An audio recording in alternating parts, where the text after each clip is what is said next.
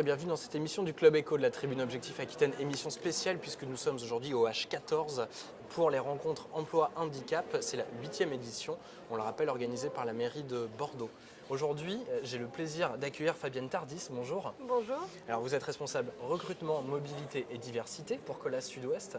Première question, on ne peut plus simple. Expliquez-nous un petit peu quel est le périmètre de ce groupe aujourd'hui, ce qu'il fait et combien de personnes il emploie.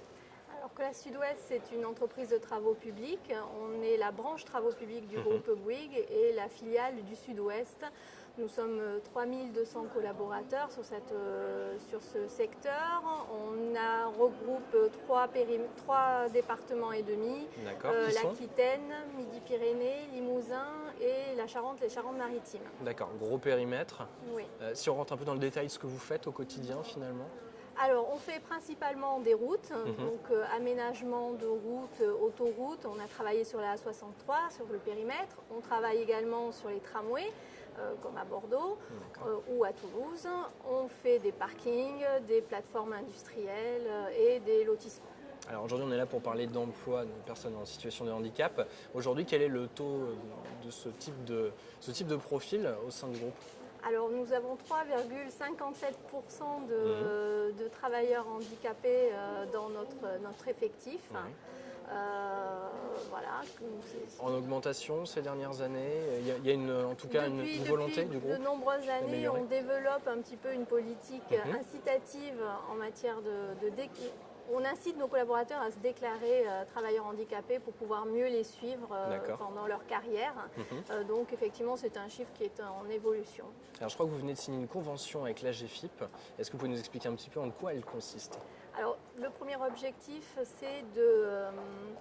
c'est que chacun de nos collaborateurs soit sensibilisé sur ce sujet et puisse porter ce projet d'entreprise au sein de la société, de façon à ce que chacun soit moteur sur ce sujet-là. On a plusieurs actions. On a des actions de recrutement. On souhaite recevoir plus de personnes en stage ou en contrat en alternance. On a des actions de sensibilisation de nos collaborateurs, des quarts d'heure handicap, des formations de personnel qui sont plus amenés à travailler sur le handicap, comme nos relais RH ou nos animateurs QSE. On a une partie communication avec effectivement notre présence sur ce forum, mais également de la communication interne sur nos journaux d'entreprise. Et puis on développe aussi des partenariats avec des ESAT et on est amené à travailler de façon un peu plus précise avec eux. D'accord, c'est vraiment une démarche globale qui a été mise en œuvre. Comment est-ce que la GFIP vous aide sur ce volet-là ?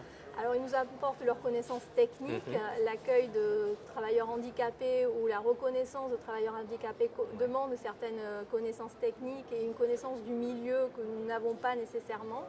Et puis, ils nous amènent aussi une aide financière qui nous permet de développer le sujet. Aujourd'hui, est-ce qu'il y a un accompagnement particulier pour les personnels en situation de handicap au sein du groupe ? Tout dépend du handicap. L'idée, c'est de dire qu'on peut être handicapé et on peut travailler sans problème, sans aucun aménagement de poste.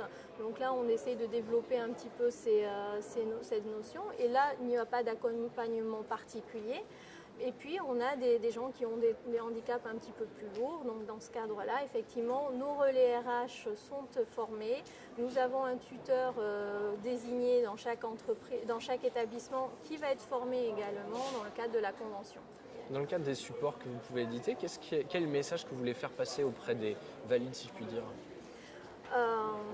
Que rien n'est impossible, qu'il y a des préjugés sur les travailleurs handicapés. Mais il y a de la compétence, il y a de l'envie. La compétence, voilà. Et il y a des préjugés dans les métiers des travaux publics, c'est-à-dire que beaucoup estiment qu'ils ne pourront pas travailler sur nos métiers. Et nous avons la possibilité d'accueillir tout le monde. Bon, on va essayer de battre un peu cette idée en brèche. Merci beaucoup Fabienne Tardis. Merci. Je rappelle que vous êtes responsable recrutement, mobilité et diversité au sein de Colas Sud-Ouest. Merci à vous d'avoir suivi cette émission.